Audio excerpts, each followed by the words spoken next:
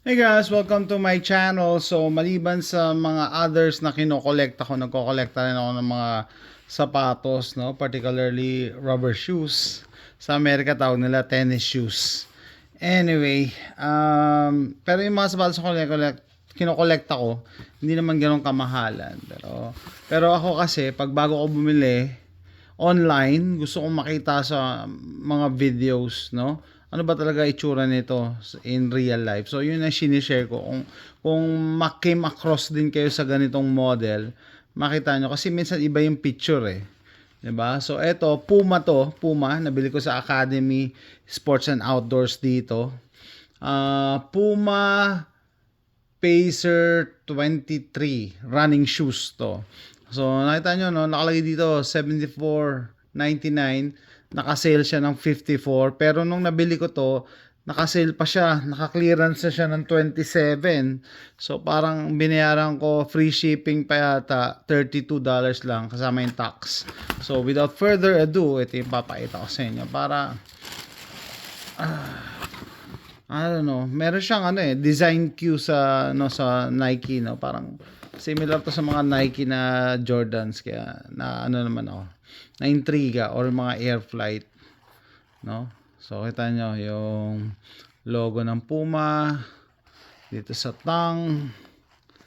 Okay, meron siyang support dito na I think plastic, and then logo rin ng Puma dito sa likod. And then ayan, gusto ko yung mga sapatos, no? Particularly mga rubber shoes na may ganito, kasi minsan nakakatulong to pagka ipapasok mo yung paa mo, hilain mo to, or pag bibit-bitin mo yung sapatos, yan, kita nyo, sabi ko maganda yung design nito, no?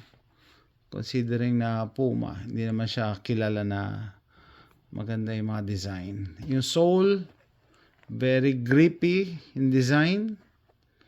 Okay. Puma logo.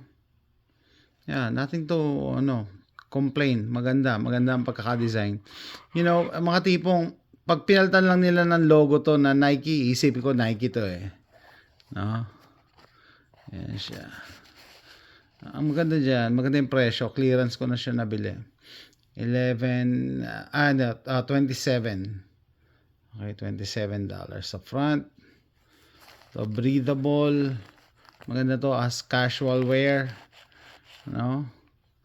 Either pantalon or shorts, pwede to. Bili ko lang sa Academy. So bumibili lang pala ako isa pa pagka sale or clearance yung item. Hindi ako bumibili ng full price. So kaya pag nung nakita ko to na $27, sabi ko why not? Napakamura. Kung i-convert mo sa peso, wala pang 1.5 or around 1.5.